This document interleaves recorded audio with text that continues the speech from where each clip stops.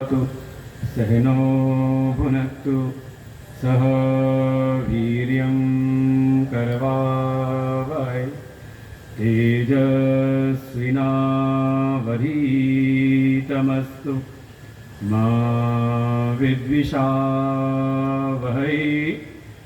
ॐ शान्ति शान्ति शान्तिः।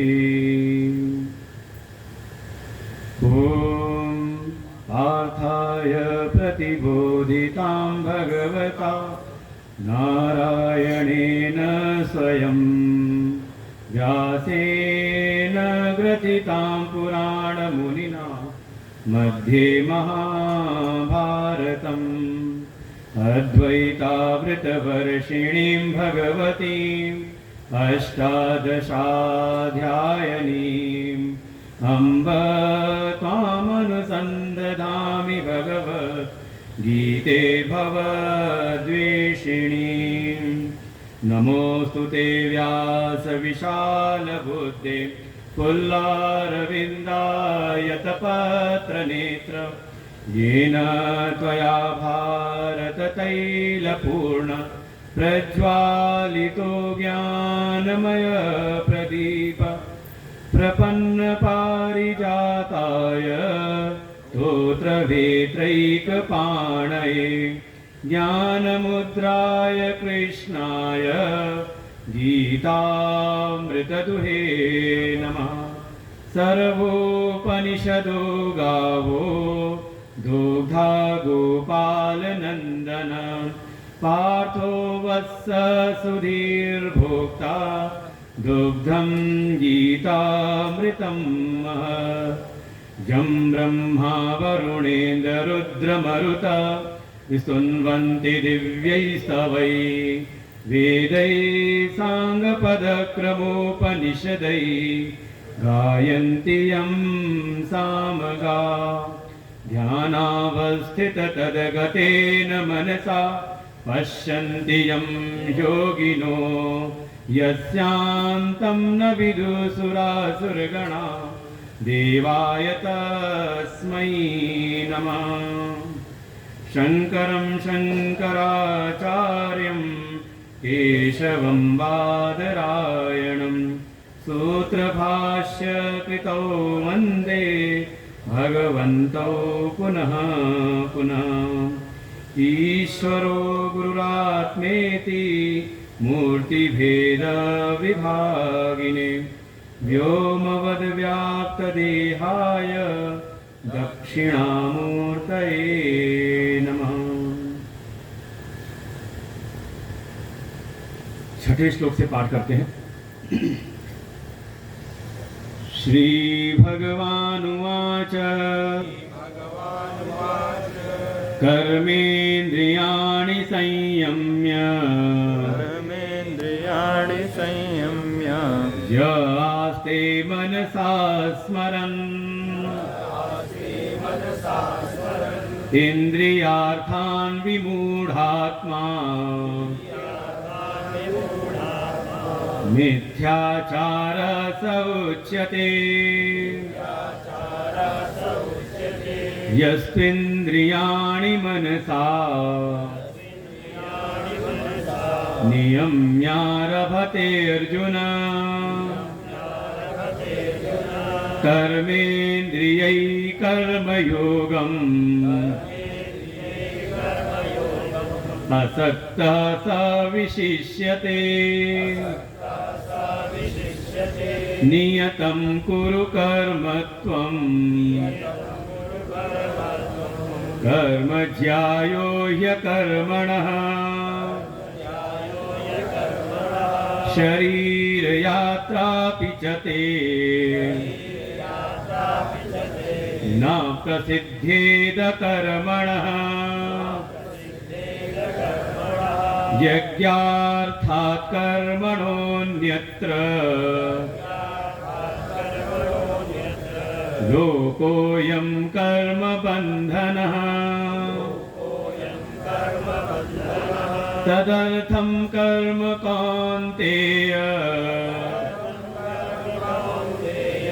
मुक्त संग समाचर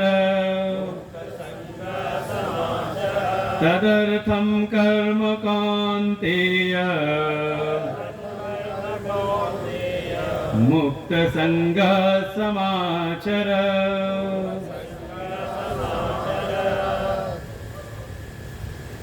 आनंद कंद सच्चिदानंद परम पुरुषोत्तम भगवान श्री कृष्ण जी के चरणों में कोटशः नमन। परमात्मा के अभिन्न स्वरूप प्रातः स्मरणीय परम श्रद्धेय परम वंदनीय अनंत श्री भूषित महामंडलेश्वर श्री सद्गुरुदेव भगवान के चरणों में कोटशः नमन। पूज्य गुरुदेव भगवान के ही परम कृपा पात्र परम श्रद्धेय परम आदरणीय संत श्री प्रमोदास जी महाराज जी के चरणों में कोटशः नमन। समुपस्थित भगवत स्वरूप पूज्य संत चरण, समुपस्थित समस्त भगवत भक्त, श्रद्धा भक्ति स्वरूपणी मातृशक्ति। श्रीमद् भगवद गीता का तृतीय अध्याय जिसका नाम है कर्म योग, प्रारंभ हुआ अर्जुन के प्रश्न के द्वारा। जैसा भगवान ने पूर्व के अध्याय में उपदेश किया, उन उपदेशों को श्रवण करके अर्जुन के मन के भीतर प्रश्न उत्पन्न हुआ। और जैसा अर्जुन ने प्रश्न पूछा, प्रश्न अनुरूपम प्रतिवचनम, जैसा अर्जुन ने प्रश्न पूछा भगवान उसी के अनुरूप उत्तर देते हैं। और क्या देख सकते हैं, बिल्कुल ऐसा भगवान ने क्रम बनाया है। आप सोचो कि हाँ, जैसे हम भागवत जी कथा में हैं, कहीं राम कथा चल रही है, कहीं शिव पुराण कथा चल रही है, चलो आज पहला दिन है, कोई बात नहीं, दूसरे दिन से चलेंगे। एक दिन हम सोचेंगे चलो गैप करके तीसरे दिन चलेंगे, या मन में भाव आए कि नहीं अभी तो कथा शुरू ही होगी, प्रवचन, हम एक आध घंटा बाद पहुंच चलते हैं, आधे घंटे बाद पहुंच चलते हैं, तो समझ ले आप फिर क्रम को पकड़ नहीं पाएंगे। एक क्रम भगवान बनाते हैं, जैसा प्रश्न पूछा उसका उत्तर देते हुए उसी को फिर और ज्यादा प्रशस्त करते हैं आगे के सिद्धांतों के द्वारा। जैसे कह सकते हैं, अगर किसी के मन में कोई भाव हो कि हाँ गीता जी का हमें स्वाध्याय तो करना है, गीता जी का हमें अध्ययन तो करना है, लेकिन जो मूल गीता जी वो तो हमें समझ में आती नहीं, कोई अच्छी टीका उका है गीता जी की, तो कह सकते हैं गीता जी की जो सर्वोत्तम टीका है वो स्वयं श्रीमद् भगवत गीता जी ही है।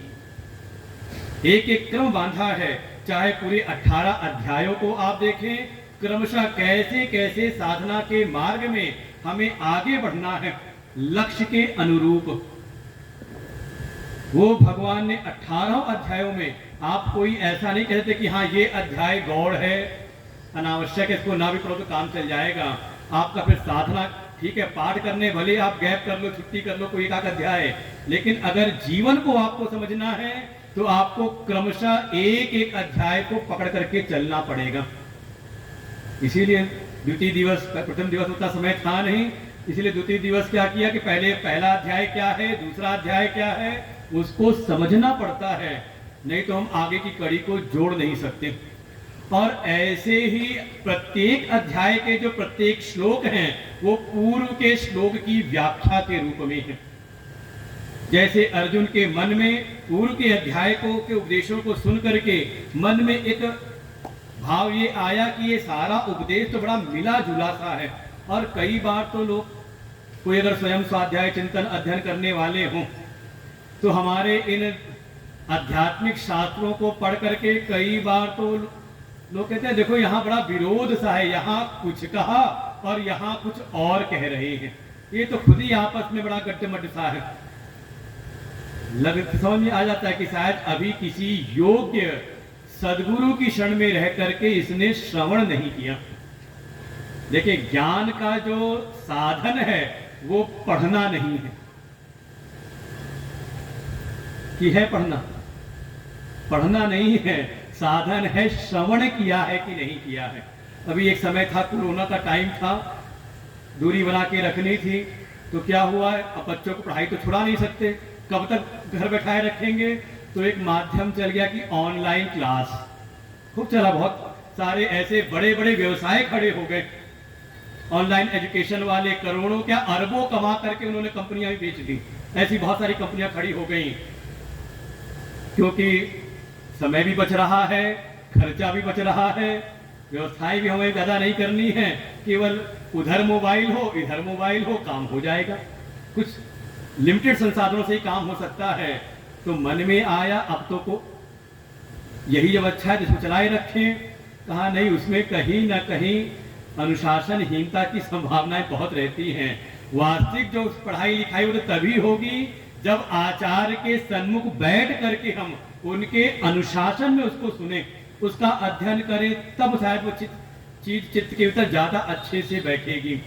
तो जब लौकिक जगत में जब ऐसा व्यवहार में हम सिद्धांत बना के रखते हैं, तो जब बात आती है पारलौकिक अध्यात्म जगत की बात को समझाने वाले जो हमारे शास्त्र हैं, वेद हैं, उपनिषद हैं, श्रीमद् भगवत गीता हैं, हमारे पुराण हैं, कोई कहे कि हम तो बाजार से ला करके पढ़ते रहते हैं, क्योंकि हम लोग की मुठभेड़ बहुत होती है ऐसे तथाकथित ज्ञानियों से, कहते हमने 5 बार पढ़ ली, किसी ने कहा हम तो 18 बार गीता पढ़ चुके हैं, लेकिन जीवन में कोई विशिष्टता नहीं दिखाई देती। भगवान यहाँ कहेंगे भगवान सा विशिष्यते, वो विशेषता को प्राप्त होता है लेकिन दिखाई देता नहीं। तात्पर्य केवल इतना है कि अगर आपको अपने अध्यात्म शास्त्रों को, श्रीमद् भगवत गीता को आपको जीवन में धारण करना है, केवल पढ़ना नहीं, पढ़ने वालों के लिए बात नहीं कर रहे, जीवन में अगर धारण करना है तो श्रवण अनिवार्य है।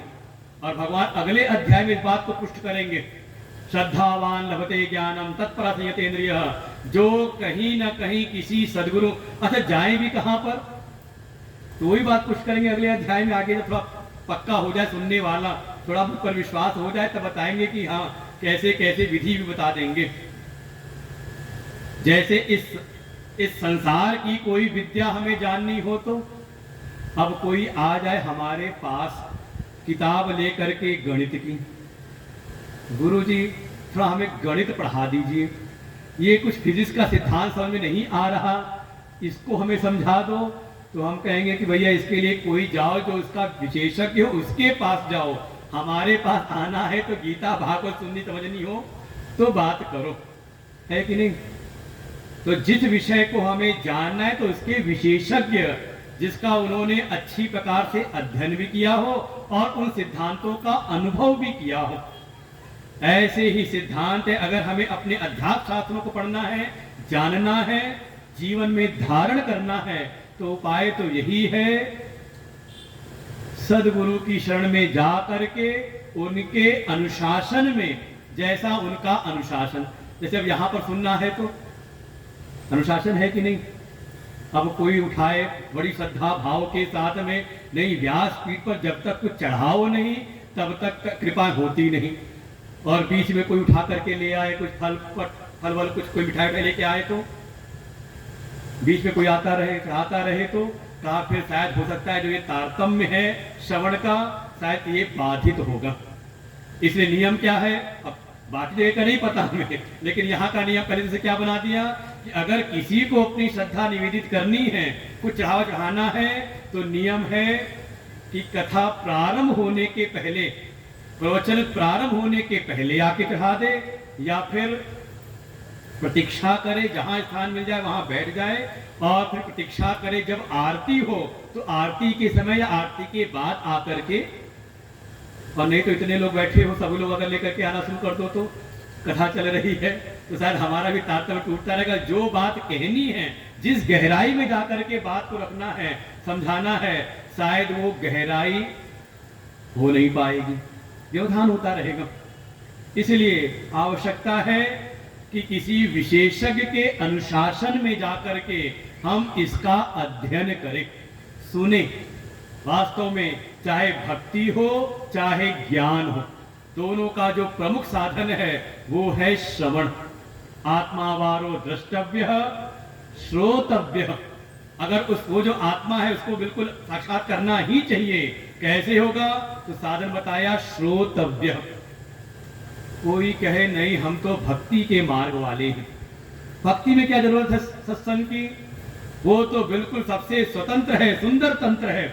तो वहां भी कहेंगे भक्ति स्वतंत्र सकल गुण खाने, बिनु सत्संग न पावहि प्राणी।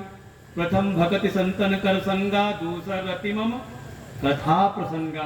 संतों की शरण में जाकर के उनके अनुशासन में बिल्कुल सेवा करते हुए, गुरुपद पंकज सेवा, तीसरी भक्ति अमान। अमानित्व भाव के साथ में, ज्यादा मानी बन करके नहीं, अभिमान पूर्वक नहीं, अभिमान को किनारे करके, तो उसका विधान बताया है। और कोई इस विधान के साथ में, जैसे अर्जुन ने कहा, हे प्रभु, हे कृष्ण, अब मैं आपको अपना सारथी, आपका कोई रथी बन करके नहीं कह रहा हूं, मैं यहां पर कोई आपका संबंधी बन करके आज्ञा नहीं दे रहा हूं।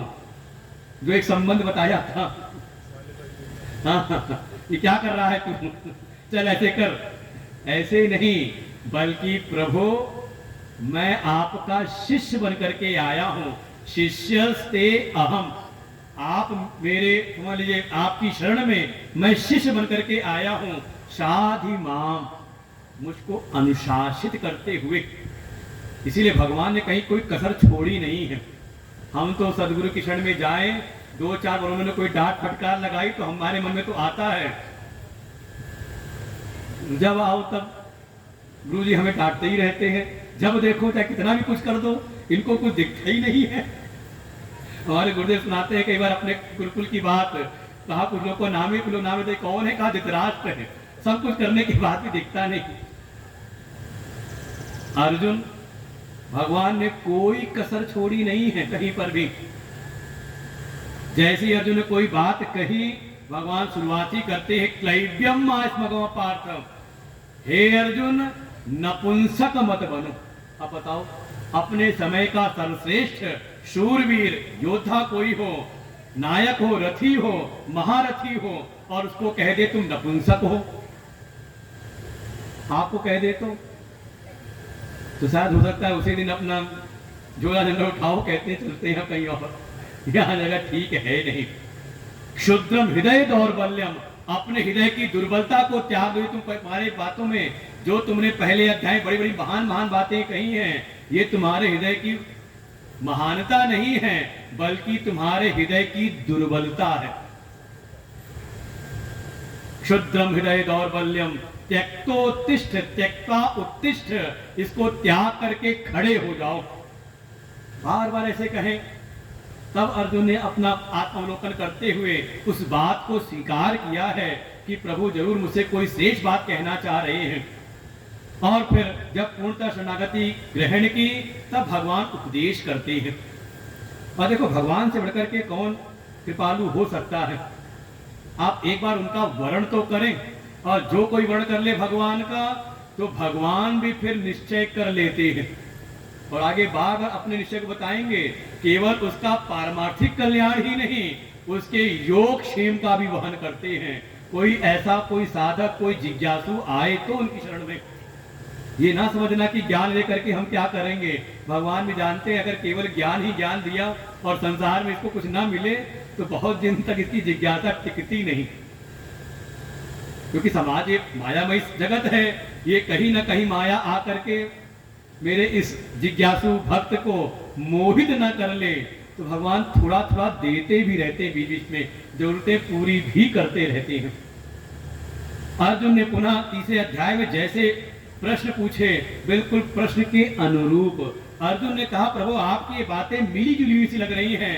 भगवान ने पहले ही कहा, ये मिली जुली हुई नहीं, अधिकारी भेद से मैंने साधन बताए हैं। देखो, शास्त्रों में जो कई बार स्वयं अध्ययन करो तो लगता है कि यहाँ कुछ और कहा है और अगले अध्याय में कुछ और कह रखा है। कहीं पर किसी को कोई और बात कही और कहीं पर किसी और को, तो शास्त्र में कहीं ना कहीं बड़ा विरोधाभास अनुभव होता है। और क्या कहीं कभी हमारे मन में ही आ गया। गुरुदेव की अनुकंपा से वो उनके साथ रहने का काफी समय अवसर मिला, तो जब कहीं सत्संग में जाएं तो सत्संग के बाद कुछ जिज्ञासु आते हैं अपने प्रश्नों को लेकर के, और जब वो प्रश्न पूछते हैं साथ बैठे हम लोग भी सुनते रहते हैं। एक बार ऐसा हुआ, कहीं किसी ने कोई प्रश्न पूछा था, गुरुजी ने वहां उसका समाधान दिया, और संजोग ऐसा किसी उसी के बाद दूसरे सत्संग में कहीं पर गए, वहां पर भी किसी जिज्ञासु ने वही प्रश्न पूछा और गुरुजी ने उत्तर कुछ और दिया। तो उस समय तो कुछ नहीं कहा, लेकिन जब भगत जी चले गए तब हमने गुरु से कहा, गुरुजी यही प्रश्न एक समय किसी और ने पिछली बार वहां पूछा था तब आपने कुछ और उत्तर दिया था, और अब वही प्रश्न इसने पूछा तो आपने कुछ और उत्तर दिया। तो गुरुदेव थोड़ा मुस्कुराए, कहा वास्तव में वेदांत में, इस अध्यात्म के मार्ग में प्रश्न का उत्तर नहीं होता, बल्कि प्रश्नकर्ता के मन को उत्तर होता है कि सामने वाला अधिकारी कैसा है। अगर कोई सांख्यनिष्ठ है, जिसकी संसार के विषयों में ज्यादा रुचि नहीं, ठीक है थोड़ी बहुत वासनाएं होंगी, लेकिन शायद वो वासनाएं उतनी, जगत की वासनाएं उतनी प्रबल नहीं है, थोड़ी वैराग्य की चिंगारी है, तो सदगुरु उसकी चिंगारी को फूंक फूंक करके सीधे ज्ञान योग के द्वारा उसको आगे बढ़ाते हैं। लेकिन अगर यहीं पर सामने कोई उसी जिज्ञासा से युक्त कोई ऐसा साधक है जिसके भीतर सांख्य निष्ठा उतनी प्रबल नहीं है, थोड़ी संसार की भी अभिलाषा है, तो उसके लिए साधन बताया कर्म योग। भगवान कहते हैं ऐसे सृष्टि के प्रारंभ से ही ये दोनों प्रकार की निष्ठा मैंने अलग अलग अधिकारियों के लिए बताई है, अलग अलग निष्ठा वालों के लिए अलग अलग दो साधन बताए हैं। और फिर जो मन के भीतर था, दूसरी बात, किम नियोजयसी, किम कर्मणि घोरे माम नियोजयसी, मुझको क्यों कर्म में लगाते, सीधे ज्ञान में लगाइए। तो भगवान ने उसका भी समाधान प्रस्तुत किया। ये बात भगवान ने बिल्कुल स्वीकार की, अर्जुन की उसका खंडन नहीं किया। जो अर्जुन ने पहली बात कही थी, जायसी चेत कर्मणस्ते मता बुद्धिर जनार्दन, कि आपके मत में मुझे ऐसा लग रहा है कि आप कहना चाह रहे हैं कि कर्म से ज्ञान श्रेष्ठ है। भगवान ने इसका कोई भी खंडन नहीं किया है।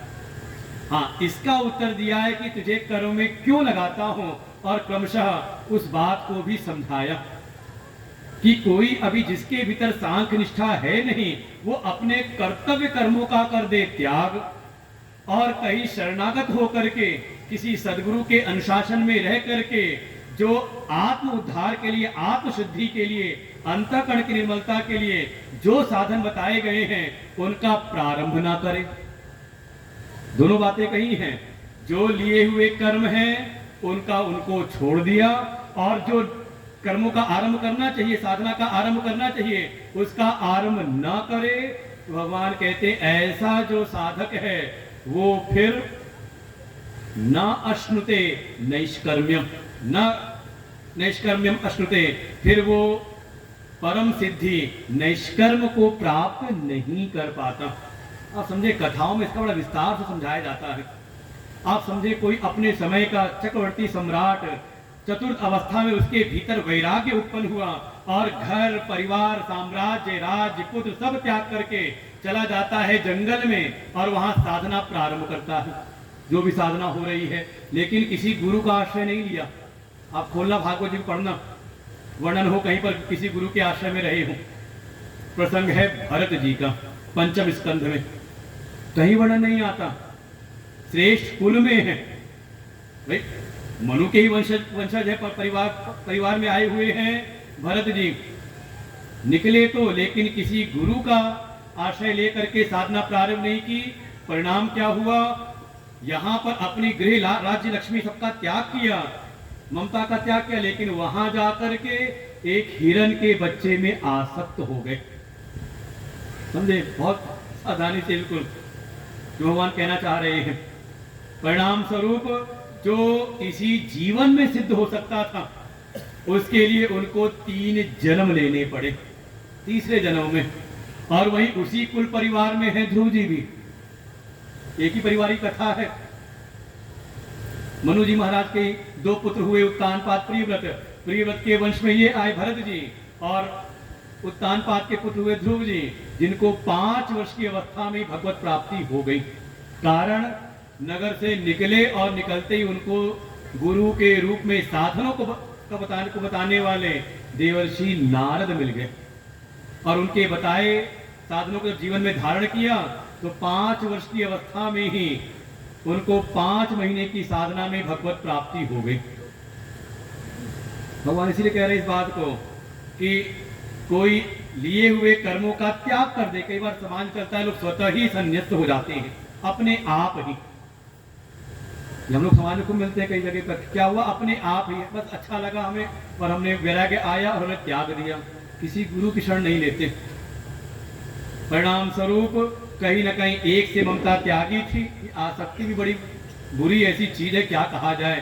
किसी संत से पूछा, किसी ने आसक्ति है क्या? उन्होंने कहा जो आ तो सकती है लेकिन जा नहीं सकती, केवल ये आधार बदलती रहती है।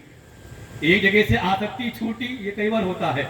एक जगह से दुख मिला तो दूसरे को पकड़ लिया, दूसरे से मिला तो तीसरे को आश्रय बना लेती है।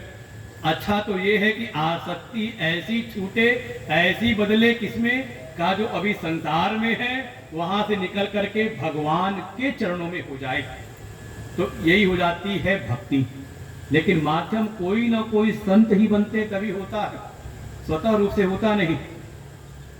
तो कोई ऐसा है जिसने नहीं किया, ऐसा अभी ज्ञान निष्ठा है नहीं, तो कर्मों का त्याग भी कर दिया, और फिर जो आत्म उद्धार के लिए कर्म करने चाहिए थे, साधना करनी चाहिए थी, उनका प्रारंभ किया नहीं, तो वो परम गति को नहीं प्राप्त कर पाता। और ऐसी इसकी अगर कोई चेष्टा भी हो तो कह सकते हैं कि ये पहले से भगवान घोषणा कर देते हैं कि अगर कोई ऐसी चेष्टा करे कि हम तो कुछ करेंगे ही नहीं, ये पक्की बात है, ये उसकी पहले से निर्धारित है कि ये उसकी नाकाम चेष्टा है। क्यों? क्योंकि प्रकृति के जो गुण हैं वो उसको परवश करा करके कहीं ना कहीं कर्म में लगा देंगे। सिद्धांत समझे भरत जी का। चक्रवर्ती सम्राट है, एक जगह से आसक्ति त्याग दी, लेकिन जंगल में गए, वहां पर प्रकृति के गुणों ने उनको बलात् कहीं और आसक्त कर दिया।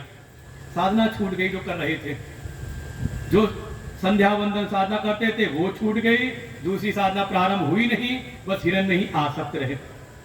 ये प्रकृति के गुणों के परवश है। कल ने विस्तार से चिंतन किया था कैसे कैसे तीनों गुणों से हम परवश होते हैं।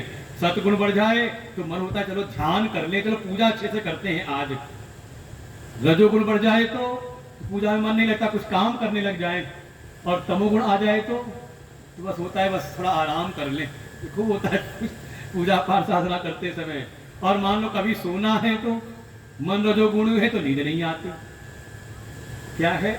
ये जो प्राणी है ये प्रकृति के गुणों के वशीभूत है। सर्व ही अवशः, सभी प्राणी का प्रकृति के गुणों के द्वारा वशीभूत करा करके बलात् कर्मों में लगा दिए जाते हैं। और कोई ज्यादा सुरमा बनने का प्रयास करे कि नहीं मैं तो कुछ करूंगा ही नहीं, पर यहाँ अपने कमरे में बैठ करके कौन का जिसके भीतर अभी अंतःकरण शुद्धि हुई नहीं, निर्मलता हुई नहीं, वो चाहे कि नहीं हम कुछ करेंगे ही नहीं, तो भगवान उसको भी कह देते कि कोई ऐसा है जिसने कर्म करने वाली जो इंद्रियाएं हैं उनको तो उसने कर लिया संयमित, हाथ पैर बांध करके बैठ गया। लेकिन मन अभी संस्कारित है नहीं, तो मन फिर तत्व का चिंतन ना करके वो मन फिर चिंतन करता है संसार के विषयों का। अब मैंने इसीलिए भरत जी की कथा आज ली है, नाम लिया है। आप पूरी प्रसंग पढ़िए उनकी कथा का, कथानक का। तो स्थिति ऐसी हो गई, अब संध्या वंदन उनका मन नहीं लगता, उनका मन लगता है अरे मेरा हिरण का बच्चा कहाँ है, अरे मेरा हिरण का बच्चा कहाँ है, कहीं बाहर ना चला जाए, हाथ में साथ रखते उसको कोई शिकारी ना पकड़ ले, कोई हिंसक पशु ना इसको मार दे, साथ रखते। धीरे धीरे संध्या वंदन छूटा, और एक दिन जब वो चला गया हिरण का बच्चा, तो अरे उसके वियोग में रोज याद करते करते तो भगवान कहते अगर मन अभी संस्कारित पैसा अभी स्थित हुआ नहीं सांख्य निष्ठा में, तो फिर ऐसा जो मन है वो फिर ज्ञान इंद्रियों को विषयों को आधार बना करके उन्हीं का चिंतन करता है। बाहर से दिखाई देता है निवृत्त है, आप कह सकते हो कि हाँ अरे ये बड़े अच्छे साधक हैं, देखो बाहर से बिल्कुल एकाग्र बड़ा शांत इनका दिखाई देता है, ज्यादा इनकी प्रवृत्ति दिखाई नहीं देती, कहीं की रुचि होती नहीं। लेकिन जब बैठे हैं मन के भीतर तो क्या कर रहे हैं? तो भगवत चिंतन नहीं है, आत्मचिंतन नहीं है। क्या कर रहे हैं? का इंद्रियार्थान स्मरण, ज्ञान इंद्रियों के विषयों का ही स्मरण, अर्थात संसार का ही स्मरण कर रहे हैं। तो बाहर से तो दिख रहे हैं निवृत्त, लेकिन भीतर की जो प्रवृत्ति है वो अभी छूटी नहीं है। जैसे कोई गाड़ी चल तो नहीं रही लेकिन इंजन उसका स्टार्ट है, तो पेट्रोल खर्च होगा कि नहीं होगा? एवरेज घटेगा कि नहीं घटेगा गाड़ी का? कई बार होता है ऐसा, भूल जाते हैं। और आजकल की ऑटोमेटिक बढ़िया गाड़ियां और पता ही चलता कि इंजन स्टार्ट है कि नहीं स्टार्ट है। एक बार हम ही से हुआ कि गाड़ी से उतरे और बस निकल गए चाबी लेकर के, गाड़ी लॉक कर दी। वो बाद में आए तो देखा गाड़ी स्टार्ट थी, एसी चल रहा था, देखा एवरेज घट गया उसका। क्या हुआ? बाहर से तो दिख रहा है निवृत्त, लेकिन भीतर से अभी प्रवृत्ति चालू है। भगवान कहते ऐसा कोई है तो कौन है? तो कहा ये मिथ्याचारी है, विमूढ़ आत्मा है, ये यथार्थचारी नहीं है, ये साधक नहीं है, बल्कि कहीं न कहीं साधनों के मार्ग में दिग्भ्रमित है। तो करे क्या? यहां तो तुमने कल सुना था, तो करे क्या? तो जो भगवान कह रहे थे तेरा कर्म में ही अधिकार है, तो कर्म की अनिवार्यता का तो भगवान ने प्रतिपादन कर दिया। अब आगे जो कहीं ना कहीं अर्जुन के मन में एक संदेह था कि ये जो कर्म के लिए भगवान कह रहे हैं, ये कर्म कहीं ना कहीं स्वरूपता तो बंधनकारी ही है ना। भाई हमने कुछ कर्म किए, कर्म का फल था कि हमें ये कर्म के फल के रूप में एक जन्म मिला हमें। भाई हमारा जन्म क्या है? कर्म का फल है, सत्कर्म जन्यम। आप पढ़ते हैं बार बार इस चीज को वेदांत शास्त्रों में, आत्मबोध और तत्वबोध इत्यादि जो प्रारंभिक ग्रंथ हैं। क्या है? सत्कर्म जन्यम। सत्कर्म इसलिए कहा क्योंकि मनुष्य को कह रही है, और कोई दुष्ट हो तो, या कोई अधोगति में हो, त्रियक योनि में हो, कुकर शुकर इत्यादि योनि में हो, तो कहते हैं पाप कर्म जन्यम। तो क्या है? कर्मजन्य है, कर्म के द्वारा ही ये शरीर मिला है। कर्मणा जायते जंतु कर्मणा विलीयते सुखम दुखम भयम क्षेमम।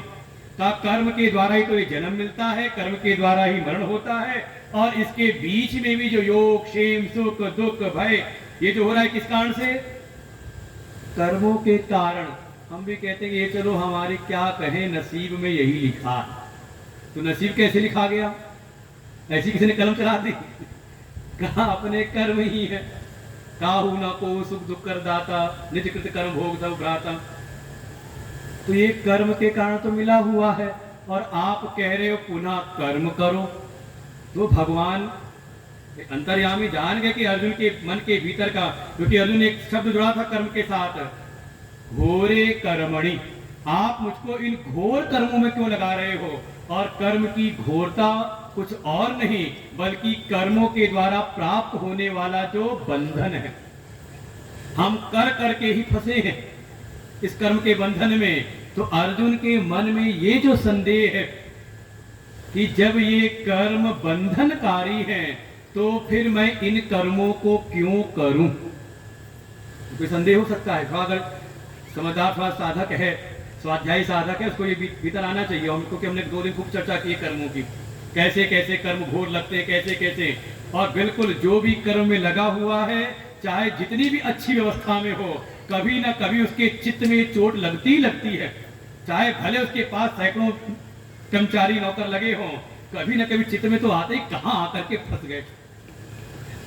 अरे ड्राइवर ठीक ना हो तो नहीं होता कभी कर्म बंधन। कहां इसको रख लिया है, खुद ही चला लेता हूं। फिर लगता है खुद कब तक चलाते रहेंगे, है कि नहीं? कोई कर्मचारी रखा हो, आपके अनुरूप काम ना करे तो कैसे कैसे? तो कर्म में बंधन दिखता नहीं। बस थोड़ा बुद्धि विवेक जगा हो तो, बुद्धि मूढ़ ना हो, बिल्कुल विक्षिप्त ना हो, तो उसको कोई समझाए जीवन जिए तो कर्म के क्षेत्र में कहीं ना कहीं बंधन की अनुभूति होती ही है। अरे पूजा पाठ करते समय लगता कितनी पूजा करें, कितना जप करें, कितनी सेवा करें, लगता ही लगता है। तो अर्जुन के भीतर जो ये संदेह था, भगवान अब इसके आगे इसका समाधान प्रस्तुत करते हैं कि हाँ ठीक है, कर्मों के कारण ही बंधन है। तो थोड़ा अगर कर्मों को औषधि रीति से करो तो इस एक सिद्धांत है, कहते हैं कि रोग का जो कारण होता है वही कई बार निवारण का भी हेतु बनता है। नहीं पता ये बात? एक कहावत सुनी होगी ना, जहरी जहर को मारता है। अच्छा ठीक है, जहरी जहर को मारता है, किसी को सांप ने काट लिया तो क्या करें? 2 कोबरा और ले आए। इस हाथ में काटा है तो अब इस हाथ में कटवा दे 2 सांप से। क्यों? क्योंकि जहरी जहर को मारता है। तो क्या होएगा? कहा जो घंटे 2 घंटे जीने वाला हो शायद तुरंत ही उसका क्रियाक्रम पूरा हो जाए। कहा ठीक है, जहर ही जहर को मारता है, लेकिन जो औषधि के रूप में दे रहे तो औषधि विधि से उसको जब दिया जाएगा तब। और ये सिद्धांत तो आपने सुना होगा अभी कोरोना के पीरियड में कि कोरोना की वैक्सीन आई तो किससे बनी? कहा जिस वायरस से कोरोना होता है उसी वायरस से ही उसकी औषधि, उसकी वैक्सीन बनाई गई। बिल्कुल ये अनादि क्या कहते हैं ज्ञान है, ये हमारे गीता जी का ही ज्ञान है। भगवान कह रहे हैं ठीक है, इस संसार में कर्म से ही बंधन होता है। आगे कहेंगे अयम लोको कर्मणा अयम लोको कर्म बंधना, इस लोक में कर्म के द्वारा ही बंधन आता है।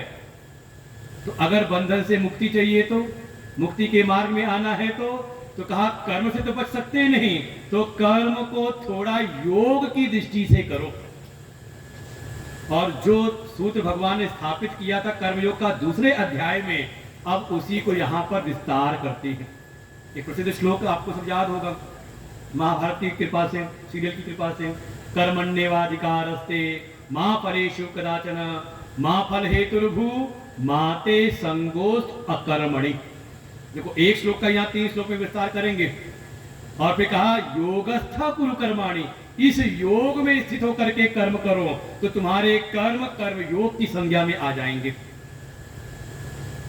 योगस्थ कुरु कर्माणि संगम त्यक्त्वा धनंजय सिद्ध सिद्धो समो भूत्वा समत्वम योग उच्यते। अब देखो ये 2 श्लोक दूसरे अध्याय में कहे थे कर्म के, अब इसी का विस्तार करते हैं। चलिए 7वां श्लोक पे पढ़ लेते हैं, 7वां 8वां 9वां तीनों। यस्मिन्द्रियाणि मनसा नियम्यारभते अर्जुन कर्मेन्द्रियै कर्मयोगम् असक्तः स विशिष्यते नियतं कुरु कर्म त्वं कर्म ज्यायो ह्यकर्मणः शरीर यात्रापि च ते न प्रसिद्धेद कर्मणः यज्ञार्थात् कर्मणोऽन्यत्र लोकोऽयं कर्म बन्धनः तदर्थं कर्म कौन्तेय मुक्त संगः समाचरः। अब पुस्तक ना भी हो ना, अगर ध्यान से सुने तो दोहरा लेते हैं। इतनी सरल हमारी गीता जी है। भाव अगर जुड़ा रहे, चित्त एकाग्र हो तो सुन करके आप बिना गीता के भी, क्योंकि हमने तो खूब प्रार्थना कर लिया, बहुत लोग लेकर के नहीं आ रहे तो क्या किया अच्छा बांटी गई है, तभी आज काफी लोगों के हाथ में दिखाई दे रहा है। हाँ ये भी बहुत बड़ा पुण्य है। कम से कम सदग्रंथों को अगर किसी को देना ही है तो ऐसा क्या देना कि जो आज खाए भोग करे समाप्त हो जाए। हमने दे दी उसको गीता।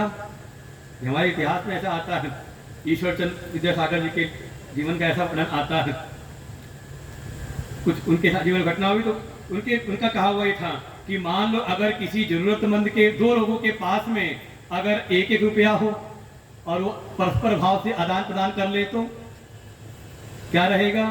यथा स्थिति रह जाती है। लेकिन किसी एक के पास कोई एक बढ़िया श्रेष्ठ ज्ञान है, विचार है, और किसी दूसरे के पास भी एक श्रेष्ठ ज्ञान विचार कोई है तो, और वो आदान प्रदान कर ले तो पहले वाले में 10 के 10 थे, इसमें कहा दोनों की वृद्धि हो जाती है, कहा दोनों डबल हो जाते हैं। इसलिए अगर समाज में कुछ देना ही है तो अच्छे विचार, सदविचार, और सदविचार की कह सकते हैं बिल्कुल राशि रूप है ये हमारी श्रीमद् भगवद गीता। एक एक श्लोक हमारे समझने उपनिषद के मंत्र के रूप में है। अभी कहा था कि एक तो ऐसा है जो बाहर से हो जाता है निवृत्त, लेकिन भीतर से उसकी प्रवृत्ति चल रही है संसार में। तो कौन है? भगवान कहते हैं वो बगुला भगत है। कल विचार किया था ना बकासुर है।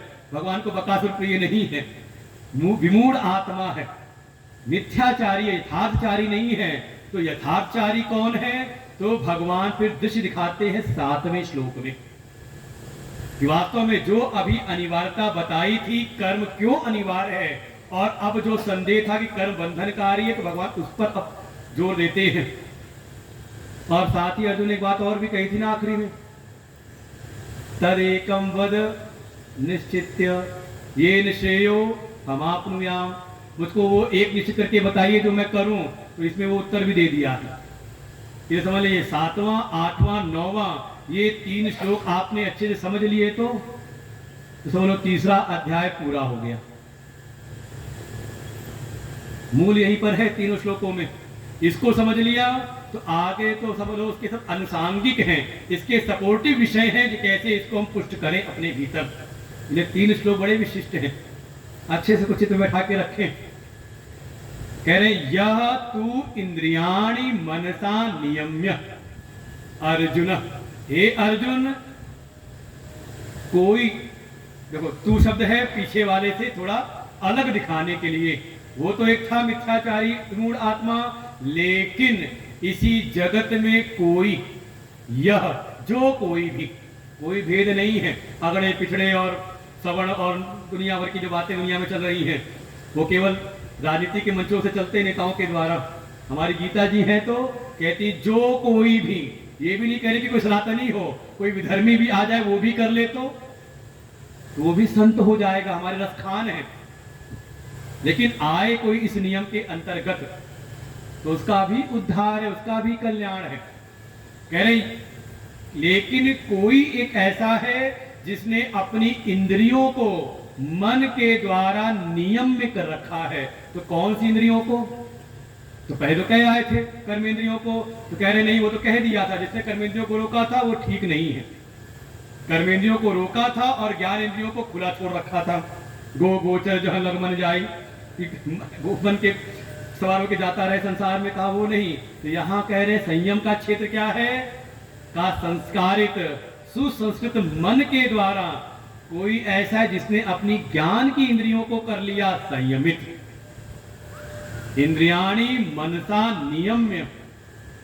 उसके बाद कहा फिर करता है कर्मेंद्रिय आरभते, फिर अपनी कर्म इंद्रियों के द्वारा वो आरंभ करता है।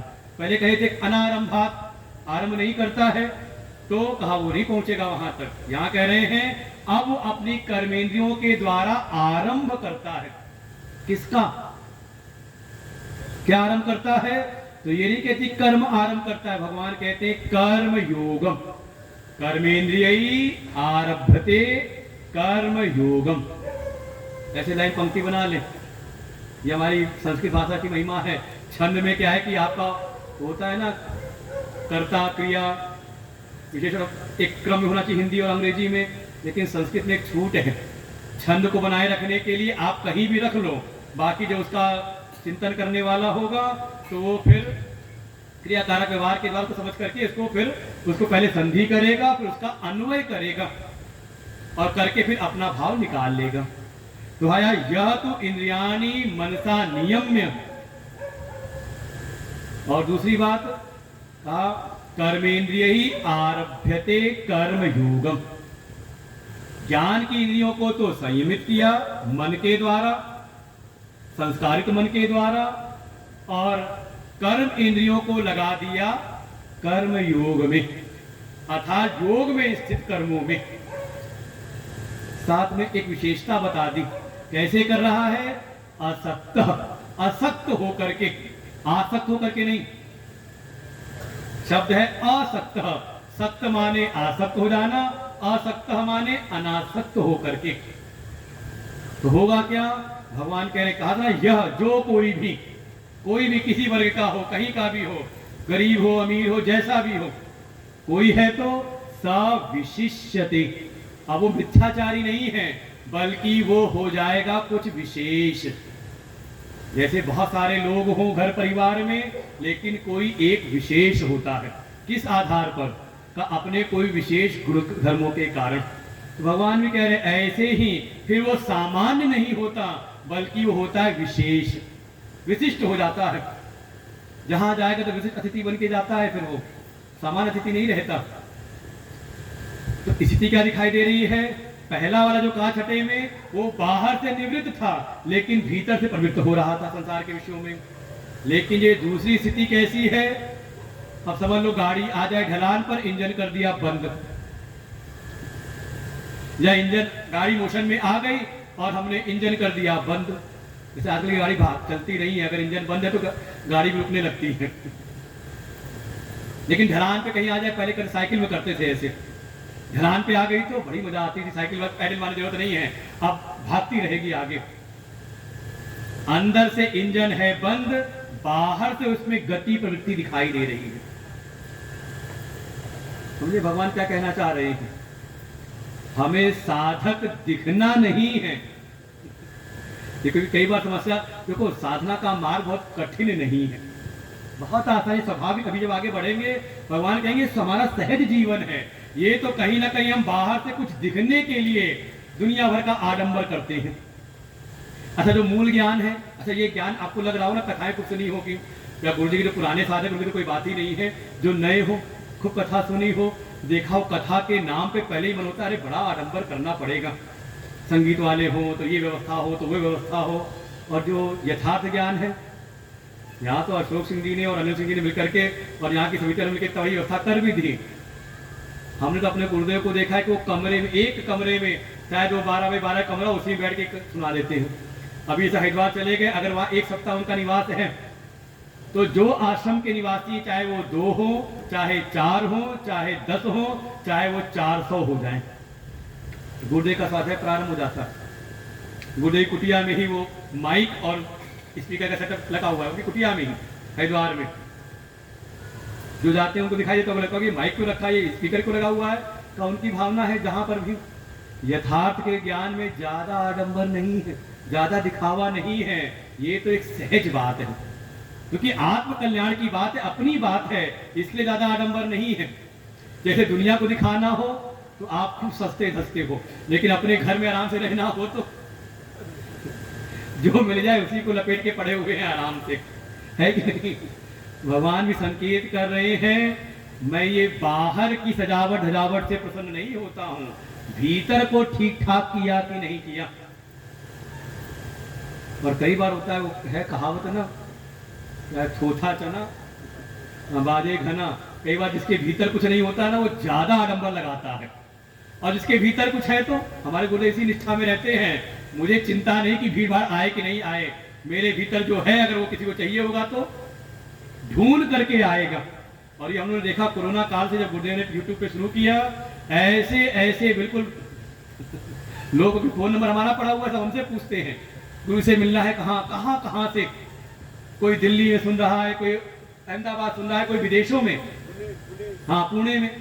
लोग जैसे ढूंढ रहे हैं कि कहीं से मिले ये ज्ञान, ये गीता का, ये उपनिषदों का सरलतम रूप में। आज की स्थिति में कह सकते हैं कि भारतवर्ष में जितनी सरलता के साथ में हमारे उपनिषदों के गूढ़ रहस्यों को हमारे गुरुदेव प्रतिपादित कर देते हैं, तो दिखाई नहीं देता। बड़े बड़े आध्यात्मिक पीठ हैं, वहां आप जाओगे तो आप शायद वहां घंटा भर बिताना भी आपके लिए भारी पड़ जाएगा। ये कौन सी भाषा में बात चल रही है, लगता है कि अच्छा ये सन्यासी लोग बैठे हैं ना, इन्हीं के लिए बात कह रहे होंगे शायद। चलो हम लोग को दर्शन का लाभ मिल गया, इतने बड़े तपस्वी, इतने बड़े महान विद्वान हैं, श्रोत्रिय ब्रह्मनिष्ठ है, तो लेकिन शायद वहां से कुछ हासिल नहीं होता। और हमारे यहाँ बिल्कुल गांव का अगर ठेठ गंवार भी कोई हो तो वो भी बैठ के गुरुदेव से हमारे उपनिषदों की चर्चा सुनता है, इतनी सरलतम व्याख्या उसकी करते हैं। तो जो ढूंढने वाला है तो गुरुदेव इस बात को कहते हैं कई बार साधकों के बीच में, मैं कोई सब्जी मंडी का व्यापारी नहीं हूं। कौन हूं? कहा मैं हीरो का व्यापारी हूं। हीरो का व्यापारी गली गली नहीं घूमता, बल्कि कहीं गली में ही पड़ा हो तो। और कई बार देखो आप सराफा बाजार में जाओ तो जो व्यापारी तो गलियों में रहते हैं। अभी बीबीपुर में कार्यक्रम चल रहा था, हमने कहा इतने सब कमाने वाले, सोने का व्यापार करने वाले सब, और ये घर भी ठीक ठाक नहीं कि कम से कम गांव के बाहर बढ़िया घर बना ले। वो नया घर बनाया, देखा बिल्कुल शहर से की सारी व्यवस्थाएं सुविधाएं वहां पर, और है कहाँ पतली सी गली की वहां गाड़ी भी नहीं जा सकती। हो जाए अब जो भी हो, क्योंकि उसको पता है कि चाहे गली हो चाहे रास्ता ना भी हो, जिसको जरूरत होगा वो यहाँ आएगा, ढूंढ लेगा। ऐसे ही भगवान कह रहे बाहर की ज्यादा जरूरत नहीं है, भीतर को ठीक करो। तो अब यहां शब्द आया कर्म योग का आरंभ करे, तो उसके लिए बाधाएं क्या है? तो भगवान बाधा के साथ साथ में उसका निवारण बताते हैं। पहली बाधा है मन का कलुषित होना। अगर किसी का मन कलुषित है, मन के भीतर काम क्रोध लोभ मोह मद मात्सर्य इत्यादि अगर विकार हैं, तो कहा वो कर्म योग में प्रवेश नहीं कर सकता। इसलिए पहले मन को ठीक करें, क्योंकि इंद्रियों को संयमित किससे करना है? हमारे प्रश्नों में कहा गया है इंद्रियां घोड़े हैं और मन लगाम है। तो लगाम तो ठीक ठाक होनी चाहिए ना, कि नहीं होनी चाहिए? तो मन रूपी लगाम कैसे ठीक हो, वो संस्कारित कैसे हो? तो उसका एकमात्र सबसे सहज सरल उपाय है सत्संग। महाराज ने बड़ा अच्छा बात कही, इसी बात को कहा कि हाँ लोग भी हमारे इसी बात कह रहे थे कि बिना सत्संग के कार्य नहीं हो सकता। मन को अगर ठीक ठाक करना है, क्योंकि यहाँ पर वास्तव में बाहर की बात कम है, अपने मन की बात ज्यादा है। सत्संग वो दर्पण है जिसमें शरीर नहीं ठीक किया जाता। वही शरीर तो आप घर के दर्पण में ठीक करके आए हो, लेकिन सत्संग में आए तो इस सत्संग रूपी दर्पण में हम अपने मन को देखें कि मेरे मन में तो कोई विकार नहीं रह गया, मेरे मन में तो कोई दोष नहीं है, और सत्संग में आकर के अपने मन के विकारों को हम दूर करें। तो सबसे पहली आवश्यकता है मन की शुद्धि। और मन अगर संस्कारित हो गया तो कहा उसके द्वारा, संस्कारित मन के द्वारा, शुद्ध मन के द्वारा फिर इंद्रियां जो हमारी ज्ञान की इंद्रियां हैं वो संयमित होती हैं।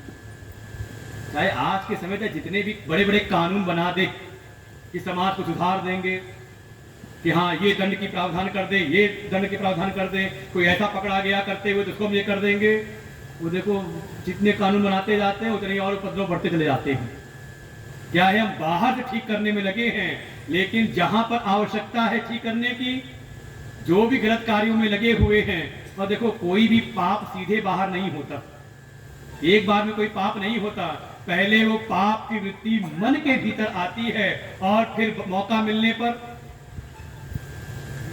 आपने कोई कहीं पर बिल्कुल सुरक्षा व्यवस्था ऐसी बना दी, व्यवस्था कर दी कि नहीं वहां मौका नहीं मिलेगा, तो यहां नहीं मिलेगा तो कहीं और मिलेगा, कहीं और नहीं मिलेगा तो कहीं और जाके मिलेगा, और भीतर वो पाप वृत्ति है तो आप उसको दुष्कर्म से बचा नहीं सकते। इसलिए सबसे पहली आवश्यकता है मन को संस्कारित करने की। और हमारे गुरुदेव तो कहते हैं, तीन चीज बताते हैं, मन को संस्कारित करना हो तो तीन चीजें करनी चाहिए। पहली है क्वालिटी कंट्रोल। हमारे गुरुदेव बताते हैं अपने गुरुदेव की बात को, तो परंपरा चली आ रही है, गुरुदेव बैठे आशीर्वाद दे रहे हैं पीछे से, ये पुराने समझ गया। अगला क्या होगा? पहला है क्वालिटी कंट्रोल, मन के विचारों की क्वालिटी को ठीक करें। विचार कैसे आपके मन में आ रहे हैं और उसका शोधन कैसे होगा? केवल सत्संग, वे कहा ना सत का संग, या स्वाध्याय के द्वारा। दूसरा क्या है? तो पुराने लोग बैठे हुए, पुराने लोग। दूसरा है विचारों की मात्रा भी, कहां कितना क्या विचार करना है, इसकी मात्रा पर भी। अगर मन ये बिखराव में पड़ा रहे, जैसे गुरुदेव दृष्टांत देते इस बात के लिए, किसी नदी के जल में कोई आप गणना नहीं करते कितनी उसमें शक्ति का संचय उसमें है, लेकिन नदी का जल बिखराव में फैलता रहे तो किसी काम नहीं आता, बल्कि विनाश करता है, बाढ़ लेकर के आता है। लेकिन वही उस पर एक बांध बना दिया तो उस जल की शक्ति को संचित किया और फिर किसी एक टनल के द्वारा उसको निकाला, तो उसके द्वारा फिर जीवनोपयोगी साधन उपलब्ध हो जाते हैं। ऐसे ही मन के विचारों का बिखराव ना हो, थोड़ा इसकी क्वांटिटी भी कंट्रोल हो। तो क्वालिटी कंट्रोल, दूसरा क्वांटिटी कंट्रोल, और तीसरा उसको चैनलाइज भी तो करें, तो कहा डायरेक्शन, उसको सही दिशा, और ये दिशा ही प्राप्त करना, इसका एक हमारा शास्त्रीय शब्द है, जाके सदगुरु से दीक्षा लेना।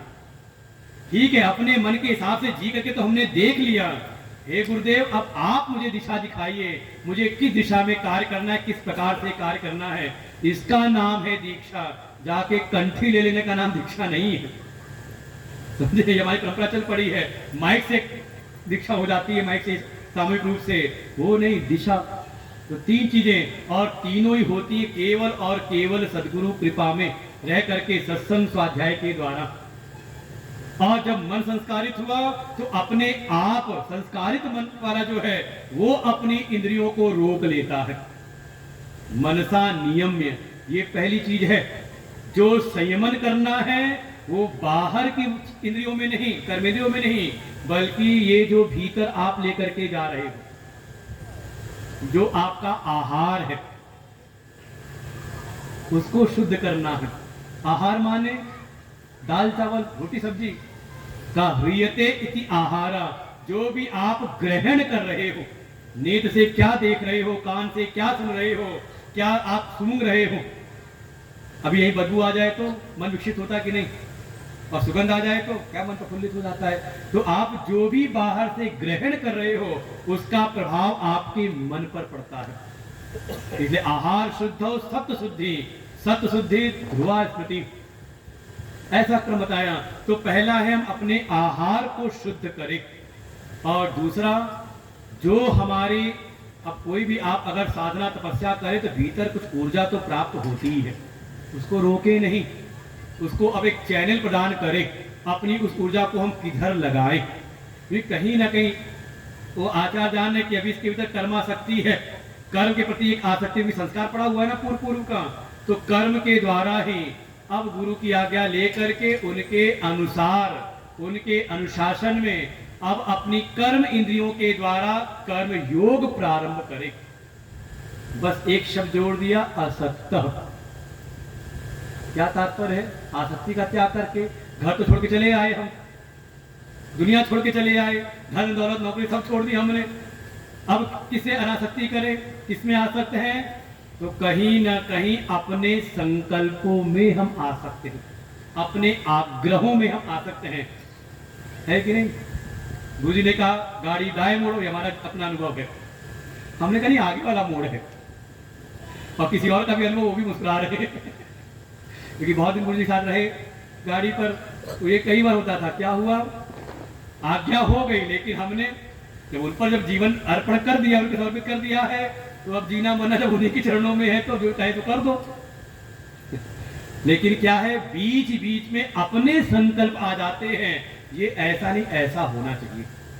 और देखो कई बार ऐसा होता है ना, जीवन भी देखो कैसा है, कई बार आप जाओ, आपने अपनी कोई बात कही, वहां पर कोई कार्य, कोई ऐसा आयोजन प्रयोजन था, वहां पे आपने कोई अच्छी बात, आपने कोई एक प्लानिंग बताई, और गुरुजी ने प्रसन्न हो, हाँ हाँ बढ़िया, इससे बड़ा अच्छा था, ये ऐसे होना चाहिए।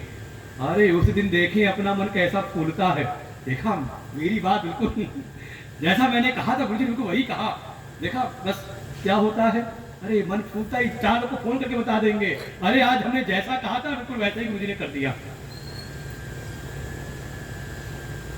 और मान लो कभी ऐसा हुआ कि हमने जो बात कही, गुरु जी ने नकारने की तो बात छोड़ो, चार लोग कह रहे क्या बिल्कुल बेवकूफ वाली बातें करते हो तुम एकदम, ऐसा कैसे हो सकता है?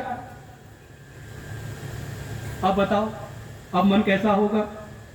लगता है जीना ही, यहाँ रहना ही बेकार है, कोई हमारी कोई हमारा कोई मान ही नहीं रह गया यहाँ पर। क्या हुआ, वास्तव में उस दिन भी आपके संकल्प को नहीं रखा गया था, उस समय वैसी आवश्यकता थी तो आपके संकल्प को, प्रस्ताव आपका पास हो गया, आज वैसी आवश्यकता नहीं थी।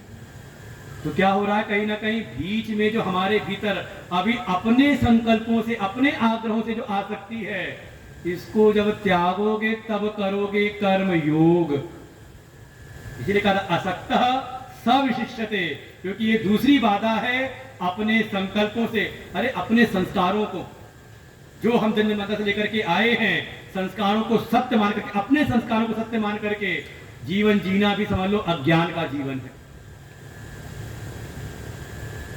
भाई अगर आपके संस्कार बिल्कुल यथार्थ होते तो आपका जन्म ही ना हुआ होता, आप दुखी ना होते, कभी आनंद में होते, परमानंद में। वही अभी हमें दुख है, शोक है।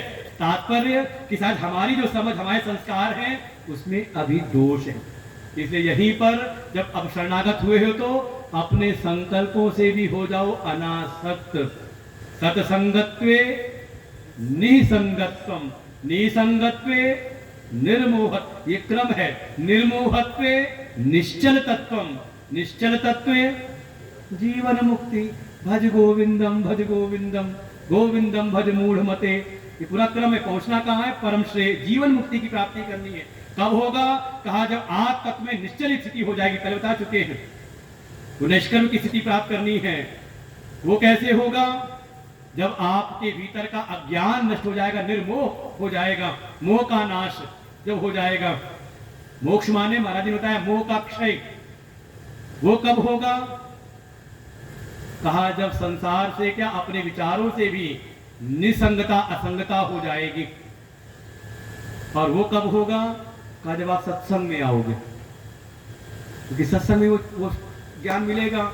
और ऐसा कोई कर ले तो सविशिष्यते, वो फिर विशेषता को प्राप्त हो जाता है। शायद आपके बीच से उठ करके शायद व्यासपीठ पर बैठ जाए। ये हो सकता है ऐसे, गुरु कृपा हो जाए तो। वो कहते हैं कहावत है, गुरु मेहरबान। तो अभी हम लोग चर्चा करते हुए आ रहे थे, ये गुरुदेव की कृपा नहीं तो इसी लखनऊ में कौन जानता था कहाँ पड़े हुए कैसे रह रहे हैं। क्या हो गए? विशिष्यते। इसलिए क्या करो? तो जो अर्जुन ने पूछा था तद एकम वद, वो एक बताइए। भगवान सीधे अब कहते हैं नियतम कुरु कर्मत्वम, त्वम नियतम कर्म कुरु। ये आदेश हो गया। पूछा था ना क्या करूं? तो भगवान कह रहे हैं नियत जो तुम्हारे कर्म है, जो नियत कर्म है उनको तुम करो। क्यों?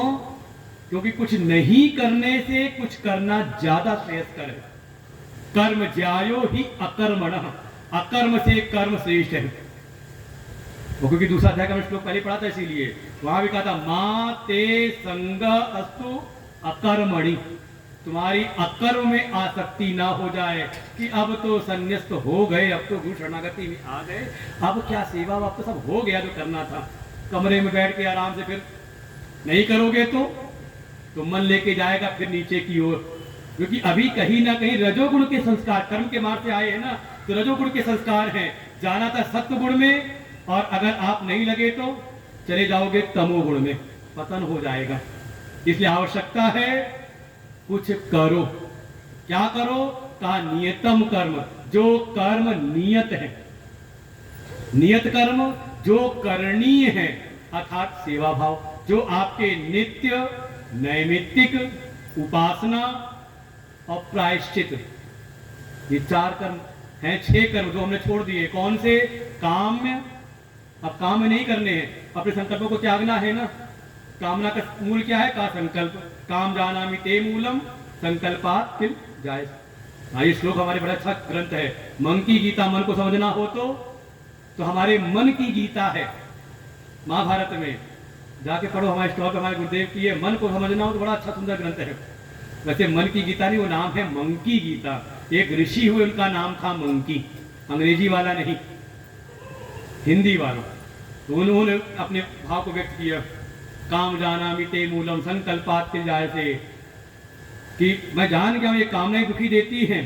कामनाएं मतलब जो कामना आए, कैसे उत्पन्न हुई? कहा संकल्प से। तो अपने संकल्पों का त्याग करके तो काम्य और निषिद्ध ये नहीं करना है, बल्कि जो नित्य नैमित्तिक उपासना और प्रायश्चित। अगर कोई कर्म छूट जाए, नित्य कर्म, उसका प्रायश्चित, या कोई गलती से निषिद्ध हो जाए तो उसका प्रायश्चित। तो ये 4 प्रकार के जो शास्त्र बताए गए हैं, या गुरु आज्ञा लेकर के जो आपको आदेश मिल जाए, उन नियत कर्मों को आप करो।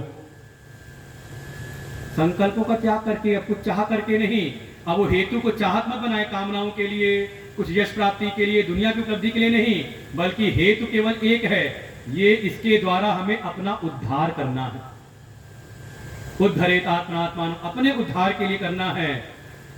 भगवान कहते नहीं करोगे तो कर्म जायो ही अकर्मणः, कुछ नहीं करने से कर्म ज्यादा श्रेष्ठकर है।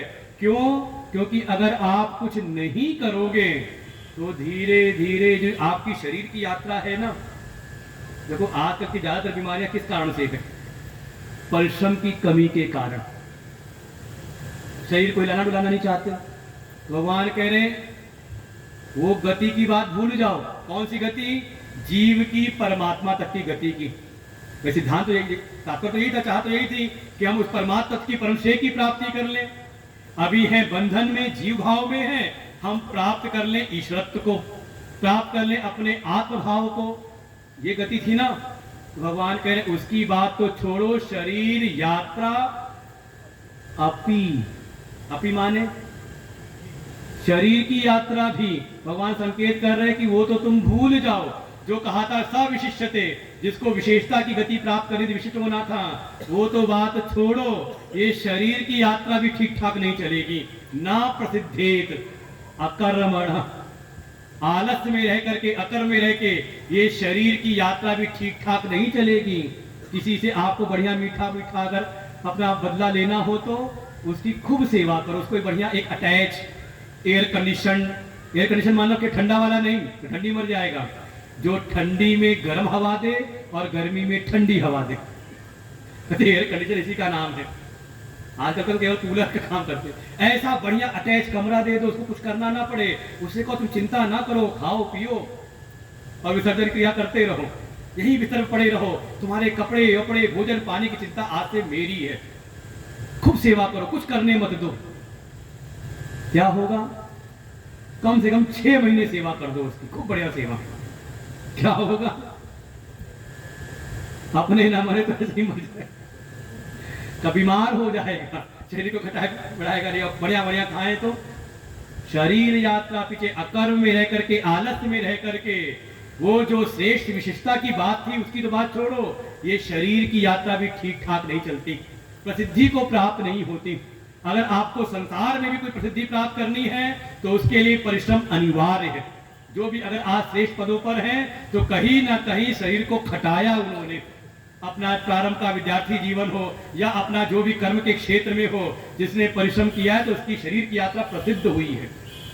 हर भाव से आप समझना चाहो, वैवाहिक जगत में भी, घर में भी हो, एक निठल्ला पड़ा रहे तो कितना मान होगा उसकी, कितनी प्रसिद्धि होगी। लेकिन एक सबकी सेवा में लगा रहे तो पूरे कुल परिवार गांव देहात उसकी चर्चा होती है, अरे बड़े कर्मठ हैं, सब जानते हैं। भगवान कह रहे होगी नहीं। इसलिए जो भी नियत कर्म है उनको करते रहो। लेकिन अभी वो बात तो रह गई कि कर्म के कारण तो ये जन्म मिला, कर्म के कारण मृत्यु का भय लगा हुआ है, और जीवन में अनेकों अनेकों बंधन तो मिले तो कर्म के द्वारा ही है। उससे कैसे बचे? तो अब प्राण पंक्ति है भगवान की तीसरे अध्याय की, देखो पूर्णांक है 9वां श्लोक। भगवान कह रहे बिल्कुल अर्जुन ये स्पष्ट है, कर्मणः अयम लोको कर्म बंधन। ये तो पक्का है कि कर्म के द्वारा इस लोक में, इस मनुष्य लोक में कर्म बंधन को प्राप्त होते हैं, कर्म बंधन देते हैं। लेकिन कौन से कर्म? तो आगे कह दिया अन्यत्र यज्ञार्थ। जो यज्ञार्थ कर्म के अन्यत्र जो कर्म हैं वो इस लोक में कर्म बंधन देते हैं। तो तात्पर्य क्या निकला कि अगर इसी मनुष्य लोक में कोई यज्ञार्थ भाव से कर्म करे तो कर्म करते हुए जो कर्मों का एक स्वाभाविक गुण है कि वो बंधन देते हैं, वो उसका जो दोष गुण है वो दूर हो जाएगा। उसको फिर वो वो कर्म उसको बंधन नहीं देंगे, बल्कि उसको मुक्ति के मार्ग में आगे बढ़ा देंगे। उसके भीतर ज्ञान योग की निष्ठा उत्पन्न करने की वो पात्रता उत्पन्न कर देंगे, आगे बढ़ जाएगा। तो क्या करना है? का यज्ञार्थात कर्म करने हैं। इसलिए अगले कह रहे तद अर्थम, तद माने यज्ञ अर्थम, यज्ञार्थम, यज्ञार्थ भाव से कर्म करो। बस 2 शर्तें लगा करके, वो शर्त भगवान ने छोड़ी नहीं जो पहले कहा था ना, असक्त। भगवान कह रहे मुक्त संग, जैसे जोर दे रहे हैं इस चीज के ऊपर। और साथ में समाचर, सम्यक आचरण करो। तो कई बार जब अपना संकल्प ना हो, अपने लिए ना हो, तो करना हो दूसरे के लिए, तो हम काम चलाओ रास्ता ढूंढते हैं कैसे चल जाएगा। वह काम चलाओ नहीं, सम्यक आचरण करो। तो ये है कर्म योग का मूल सिद्धांत। यज्ञार्थ हम कर्म करें। यज्ञ माने यहां भगवान भाष्यकार तो कहते हैं यज्ञो वही विष्णु, हमारे वेदों का तैतरीय आरण्य का संहिता का यहाँ पर उदाहरण दिया है कि यज्ञ माने ईश्वर विष्णु जो सर्वव्यापक है। विष्णु का तात्पर्य यही है, सर्वव्यापकत्वात् विष्णु, जो सर्वव्यापक है विष्णु का उनको अर्पित करके हरि समर्पय विनु सत्कर्मा, तो ईश्वर को अर्पित भाव से। और ईश्वर कौन है? हमें लगता है बिल्कुल इन्हीं सब का बिल्कुल वो सारांश है, उपदेश सार। पता नहीं वो भी ग्रंथ हमारे गुरुदेव का है यहाँ पर, उपदेश सार भी। बिल्कुल कम से कम श्लोकों में ही पूरी गीता का कर्म योग, भक्ति योग और ज्ञान योग जो यहाँ पे 700 श्लोकों में है, एक ऐसा ग्रंथ है नाम है उपदेश सार भगवान रमण महर्षि जी का, उसमें मात्र 31 श्लोकों में सब वर्णन कर दिया है सार। इसी का सार उन्होंने कहा, ईश्वरार्पितम नेच्छया कृतम, ये गीता जी में नहीं है, ये उपदेश सार का है। भाव यही है, ईश्वरार्पितम नेच्छया कृतम चित्त शोधकम मुक्ति साधकम। ईश्वर कौन है? किस ईश्वर को अर्पित करना है? यहाँ कहा ईश्वर को अर्पित कर्म करें, अपनी इच्छाओं को अर्पित ना करें। अपनी इच्छा करके हमने देख लिया, महाराज ने इतना विस्तार समझा दिया, अब हमें समझाने की जरूरत तो है नहीं। किसको अर्पित करें? कहा अपनी इच्छाओं को, जो इच्छा ही तो करने लगे, लेकिन हुआ नहीं कुछ, तो उसको क्यों अर्पित करें? कहा ईश्वरार्पितम। होगा क्या? तो कहा चित्त शोधकम, चित्त की शुद्धि होगी और आप मुक्ति के साधक बन जाएंगे। उस ज्ञान योग को धारण करने की आप में सामर्थ्य आ जाएगी। तो ईश्वर कौन? जगत ईषधि युक्त सेवनम अष्टमूर्तिभृत देव पूजनम। ईश्वर क्या है? तो सारे जगत में ही ईश्वर की बुद्धि करके, अर्थात यज्ञार्थ भाव। देखो यज्ञ हम करते हैं स्वाहा स्वाहा रूप में, द्रव्य यज्ञ वो एक प्रकार का यज्ञ है। अगले चौथा अध्याय सुनोगे तो वहां पे 12 प्रकार के यज्ञ हैं। हम इसलिए बता रहे कि अब ये नहीं कि तीसरा अध्याय सुन के बैठ जाना, चौथा अध्याय क्या सुनोगे तब आगे क्रम बनेगा। यहाँ कह रहे यज्ञार्थ, तो यज्ञ क्या है? तो अगले अध्याय में, चौथे अध्याय में यज्ञ का विस्तार किया है। 12 प्रकार के यज्ञ हैं, उसी में एक यज्ञ है ज्ञान यज्ञ जो अभी हम कर रहे हैं, और एक यज्ञ है द्रव्य यज्ञ जो आप करते हो, स्वाहा। इंद्राय स्वाहा, इदम इंद्राय इदम नमम। क्या करते हैं यज्ञ में? तो यज्ञ में एक स्वाहा का स्वर है। आप अपनी शक्ति सामर्थ्य जो आपने अर्जित की है उसको आप त्यागते हो श्रेष्ठ के लिए। भाई देव जो हमारे पूज्य हैं, इष्ट हैं, देव हैं, उनके लिए अर्पण कर रहे हो ना। क्या है? स्वाहा। स्वाहा अर्थात इसमें त्याग का स्वर निहित है। यही है यज्ञ की भावना। इस त्याग की भावना से मुक्त संग्रह, अर्थात अपने संकल्पों के लिए नहीं, कर्म तो हमारा हो लेकिन संकल्प किसी श्रेष्ठ का हो, किसी पूज्य का हो। कह सकते हैं सीधे सीधे, मनुष्य बन गए हो, अब मनुष्य मत मरना। अगर गीता जी का सत्संग थोड़ा भी धारण करो, भगवान ने मनुष्य तो बना दिया है, अगली बार पता नहीं हम क्या कर्म कर रहे हैं, क्या बने, कुकर शुकर पता नहीं 84 लाख आपके लिए है अवसर कपड़े बदलने के। क्या क्या आप बन सकते हो, हमारी कथाओं में वर्णन विस्तार से है। तो क्या बने? तो कम से कम एक संकल्प हो कि मनुष्य तो बन गए, मनुष्य ही ना मरे, बल्कि हम बन जाएं भक्त।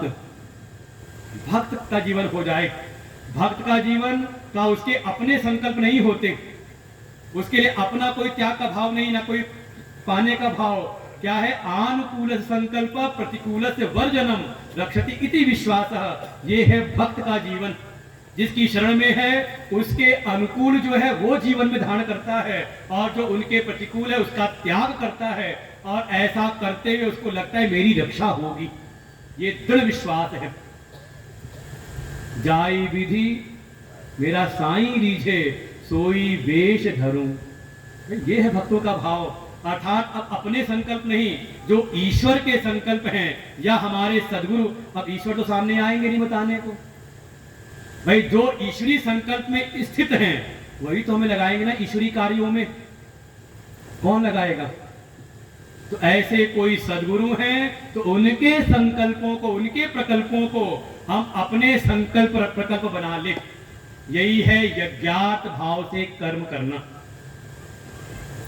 ऐसे कोई करे, जैसे अभी गुरुदेव ने अभी दिया था एक दृष्टांत शिवाजी महाराज का।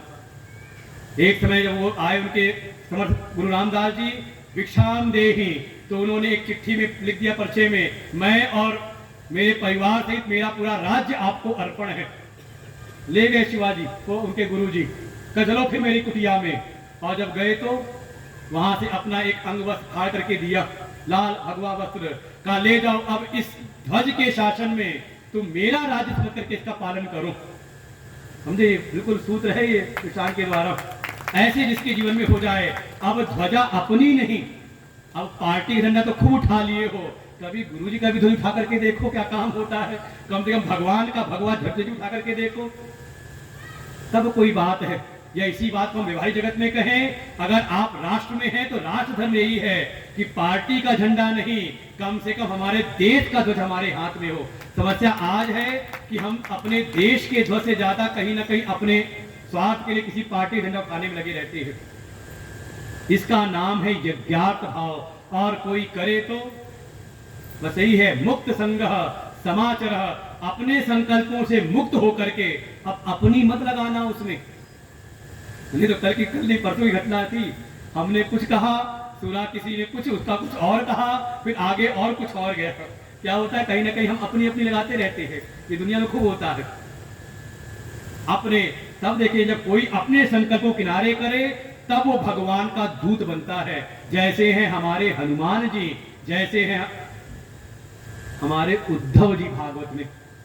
सब कोई नहीं, उनके द्वारा भगवान की वाणी होती है। ऐसे कोई सद्गुरु हो तो उनके द्वारा, जिन्होंने अपने समस्त संगों से मुक्त हो गए हैं, तब उनके द्वारा ईश्वरी कार्य होते, ईश्वरी वाणी प्रकट होती है। तो ऐसे हम भी अपने निसंकल्पों से मुक्त होकर के करना यही संसार के कर्म हैं। लेकिन दृष्टि प्राप्त कर ले। महाराज ने बहुत सी हमें लाइन दे दी थी अपने उद्बोधन में, आवश्यकता है दृष्टि सुधारने की।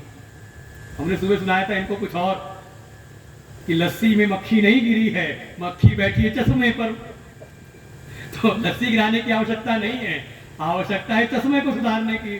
तो इन्होंने हमें दूसरा सुना दिया, इन्होंने हमें मिल गया। ऐसे कहते ना, महात्माओं का अपना मिल जाता है। अब अगले के लिए हमें मिल गया एक नया सिद्धांत समझाने का। आवश्यकता है दृष्टि को सुधारने का। दृष्टि महत्वपूर्ण नहीं है, दृष्टि के पीछे दृष्टिकोण कैसा है। अगर अपनी वासनाओं से युक्त दृष्टिकोण है तो जीवन में आपको कर्म का मार्ग बंधन ही देगा।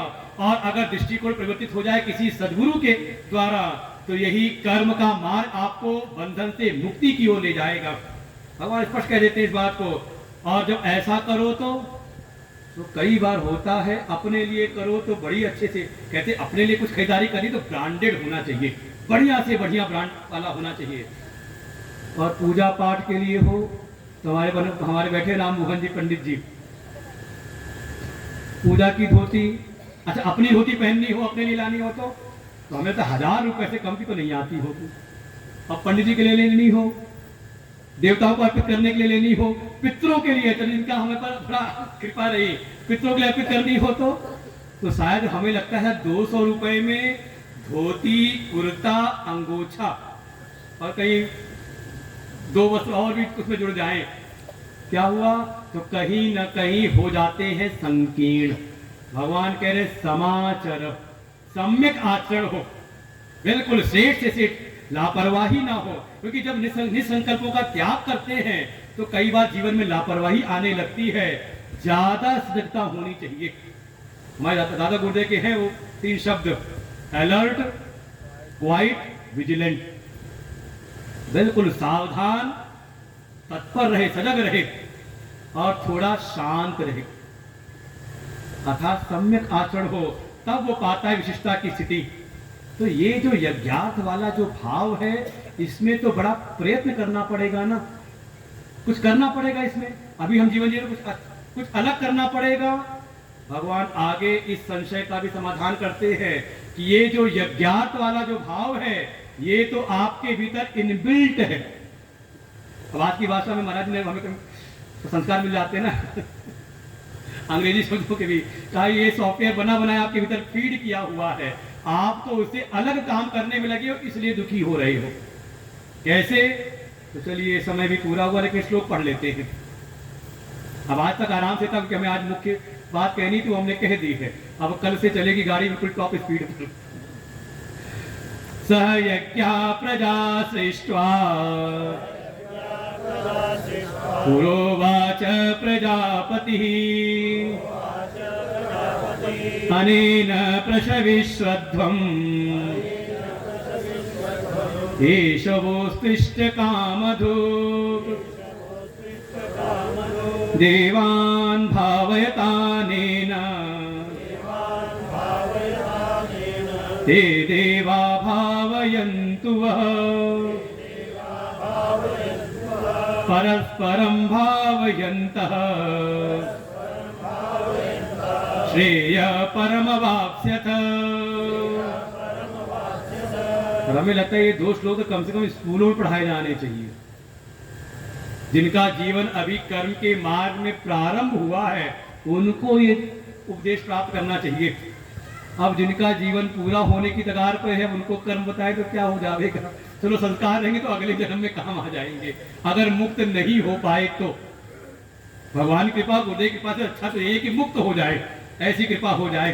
क्योंकि हमारे मुरलीधर कहते हैं उनका क्या कहा जाए, वत्सान मुंचन क्वचित समय का वो बंधन में जो पशुपाश में जो बद्ध है उनकी वो किस बात पर साधक की रीझ जाए तो कब उसको मुक्त कर दें, वो तो उनकी कृपा है। और ना हो तो कम से कम इस संस्कार से जीवन शुरुआत करें। भगवान कह रहे हैं ये जो यज्ञ की भावना है ना, ये हमारे भीतर समाहित है। क्योंकि जब इस सृष्टि की जो उत्पत्ति कर रहे थे, कौन? कहा प्रजापति। प्रजा सृष्टवा प्रजापति पुरोवाच। वो जो प्रजापति जो सृष्टि की उत्पत्ति कर रहे थे, प्रजाओं को उत्पन्न कर रहे थे, उत्पन्न करके उन्होंने उसी समय कहा। अच्छा, उत्पन्न कैसे किया था? तो कहा सहयज्ञा। जो प्रजाओं को उत्पन्न किया तो उनको यज्ञ के स्वर के साथ में उत्पन्न किया है। जो कहते हैं कुछ इनबिल्ट प्रोग्राम आते हैं मोबाइल में, कुछ एप्लीकेशन पहले से ही आते हैं और कुछ आप डालते हो और ज्यादा डाल दो तो क्या होता है, कहते मोबाइल ठीक से चल नहीं रहा, बड़ा स्लो हो गया है। तो क्यों हुआ है? कि आपने जो कचरा भर लिया है उसमें, जो इनबिल्ट है उसको लेके चलो तो काम भर का है उसमें, लेकिन ज्यादा भर दिया तो वही कह रहे हैं कि एक तो यज्ञ का स्वर भेजा साथ में हमारे, और हमने यहाँ माया के कचड़े को भर लिया, और तो थोड़ा गति हमारी स्लो हो रही है। जो हम शायद निकले थे जीव ईश्वर निकाला ईश्वर से मिलने के लिए, शायद मिल लेता शायद तत्काल ही, लेकिन उसको लग गए कई जन्म। क्यों? क्योंकि अपने मूल स्वर को नहीं जाना। और कह रहे थे यज्ञ की भावना तो ऐसी है, इसके द्वारा ये प्राणी चाहे तो अपने जीवन में चाहे जितना भी प्रसव कर ले, कितनी भी उपलब्धियां प्राप्त कर सकता है, कोई लिमिट नहीं है भाई। कोई ससीम हो तो उससे सीमित मिलेगा, और कोई असीम हो तो क्या देगा वो। ये दुनिया का बात नहीं कि स्काई इज द लिमिट, आसमान में छेद कर सकते हैं। ये कोई कर्म योगी हो वो कर सकता है, दुनिया वाला भोगी कोई नहीं। कह रहे हैं इस यज्ञ के द्वारा यज्ञेन प्रसविश्वद्धम, हे प्राणियों इस प्रजा को उत्पन्न किया यज्ञ के साथ में, और साथ में उनको उपदेश किया। हम सबको कह के भेजे थे ब्रह्मा जी, बस भूल गए हम दुनिया की माया मोह में। क्या कहा था? ये जो यज्ञ है ये तुम्हारे लिए कामधेनु गौ दे रहा हूं। सबको मिली है कामधेनु गौ, लेकिन बांधी कहाँ है हमने? पता नहीं कहाँ जाके जंगल में बांध के आ गए हैं। पहले जो कहा जो घर की शोभा थी वो चली गई गौशाला में, और जो द्वार की शोभा थी वो आ गई बेडरूम में। ये आज असर हमारे पर महाराज जी का है, ये तो चल दिया। ये बातें हमें आती नहीं जल्दी, महाराज जी ने ऐसा संस्कार डाल दिया है तो वो चल रहा है। ये तो आरोप जी हमें चौथे दिन कहते हैं, अरे महाराज जी कुछ चुटला सुना दिया करिए ना। लोग बिल्कुल ज्ञान ज्ञान ज्ञान ज्ञान तत्व ज्ञान उग जाते हैं। तो आज महाराज जी का संस्कार मिला तो निकल भी रहा है। तो क्या हुआ, वो कामधेनु गौ तो मिली थी यज्ञ के रूप में, इनबिल्ट रूप में, लेकिन उसको तो हम बांध आए गौशाला में, और बाहर का कूड़ा करकट जो था उसको ले आए भीतर। तो कहां से प्रसवोद्धम हो, कहा ये प्रसव को अर्थात वृद्धि को प्राप्त कराने के लिए एकमात्र यही उपाय है। क्या है, यज्ञ, समझे। और कहा ऐसे इस यज्ञ के द्वारा आप देवताओं को वृद्धि प्रदान करो, और फिर आपसे तृप्त वृद्धि को प्राप्त देवता आपको बढ़ावेंगे। ऐसे ही परस्परम भावयन्तः, अर्जुन ने कहा था हे प्रभु मुझको श्रेय की प्राप्ति हो जाए। भगवान कहते परम श्रेय अवाप्यत, श्रेय नहीं, केवल लौकिक नहीं, बल्कि तू ऐसी करते करते परम श्रेय को प्राप्त हो जाएगा। तो दो श्लोक है ये बहुत महत्वपूर्ण। अब समय से आओगे जल्दी तो फिर सुनने को मिलेगा, ये तो गाड़ी आगे बढ़ जाएगी। ये जीवन के दो सूत्र हैं। जीवन वास्तव में जीना कैसे है, अगर परिवार में है तो कैसे परिवार में खुशहाली रहे। जो समस्याएं आज हमारे परिवार जो खंडित हो रहे हैं, कारण है कि ये सिद्धांत हम भूल गए हैं, हमने पढ़ा नहीं। अगर आगे अपना परिवार समेट के रखना चाहते हो, एकजुट रखना चाहते हो, तो दो सूत्र बहुत अच्छे हैं जीवन के लिए।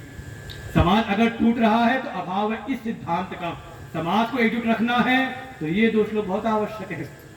परस्परम भावयन्तः, तो हम इन दोनों को विस्तार से कल सुनेंगे। आज यहीं पर हम लोग विश्राम लेते हैं। तो ध्यान रखें कुछ बातों को। कर्म योग क्या है, देखो बिना कर्म किए तुम रह नहीं सकते एक क्षण मात्र भी। तो क्या करें, तो भगवान संकेत करें कर्म के द्वारा जीवन में दोष आए, बंधन आया है, तो बंधन का मुक्ति का रास्ता भी कर्म से ही निकलेगा। बस कर्म योग का अनुष्ठान करें। दो चीजों पर विशेष ध्यान दें कर्म योग में।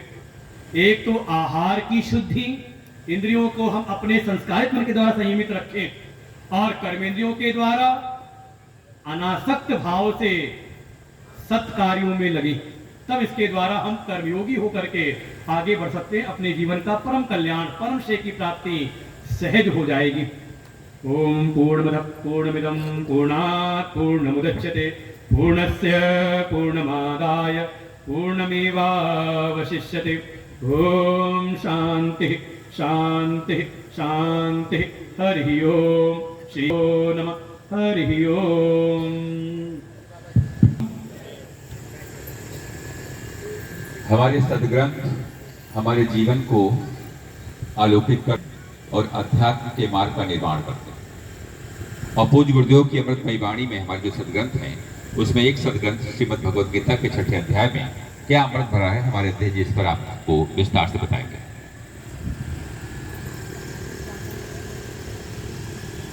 हरिओम। विस्तार से नहीं, मैं सूक्ष्म बताऊंगा।